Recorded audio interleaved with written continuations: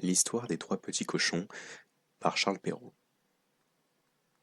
Il était une fois, il y a de cela longtemps, une vieille truie qui avait trois petits porcelets, et comme elle n'avait pas de quoi les nourrir, elle les envoya de par le monde chercher fortune. Le premier rencontra un homme qui portait une gerbe de paille et lui demanda S'il vous plaît, monsieur, donnez-moi cette paille pour construire ma maison. Il la lui donna et le petit cochon s'en fit une maison.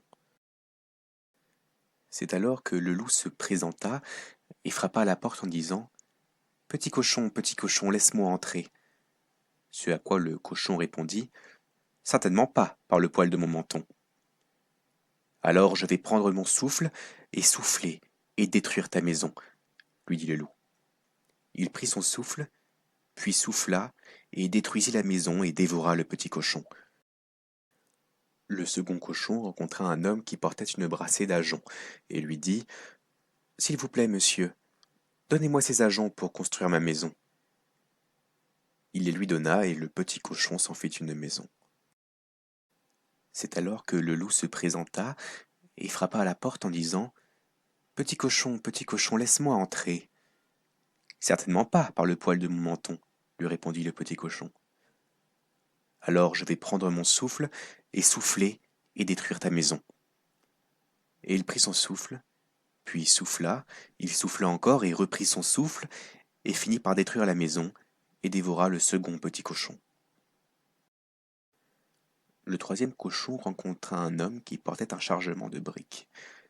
Il lui dit S'il vous plaît, monsieur, donnez-moi ces briques pour construire ma maison. L'homme lui donna les briques, et le petit cochon s'en fit une maison. C'est alors que le loup se présenta, comme il avait fait avec les deux autres cochons, et dit petit cochon, laisse-moi entrer. Certainement pas, par le poil de mon menton, lui répondit le petit cochon. Alors je vais prendre mon souffle et souffler et détruire ta maison.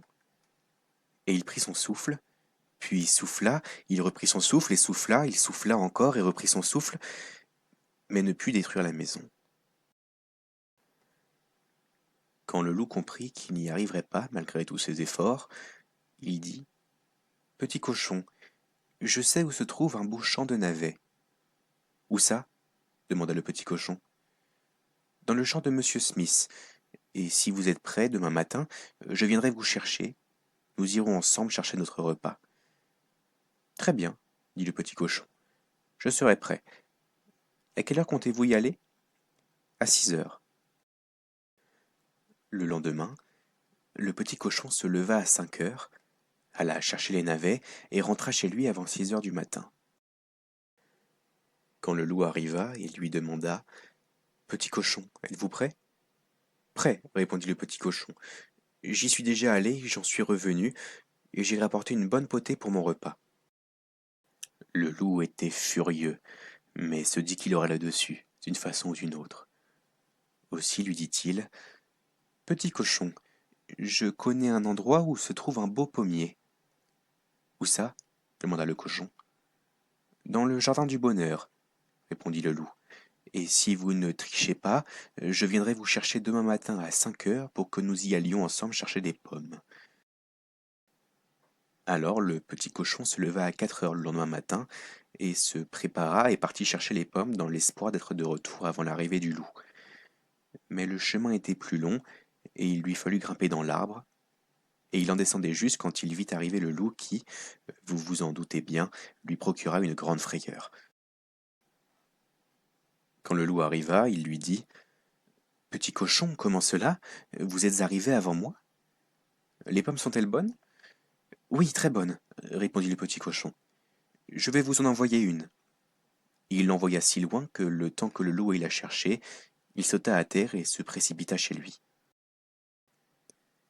Le lendemain, le loup revint et dit au petit cochon Petit cochon, il y a une foire en ville cet après-midi.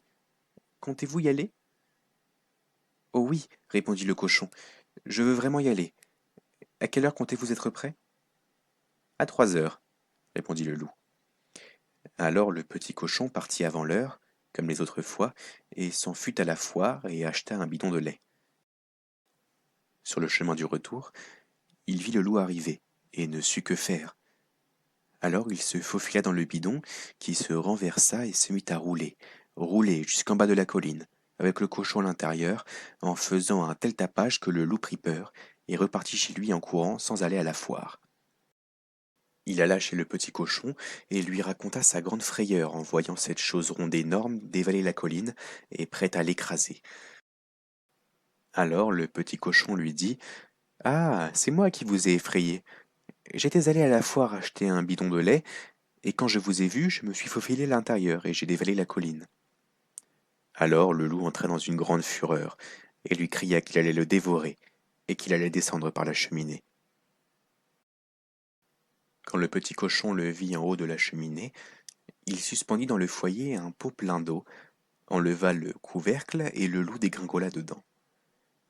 Le petit cochon se dépêcha de refermer le couvercle, mit le loup à bouillir, le mangea au dîner et vécut en paix pendant des années.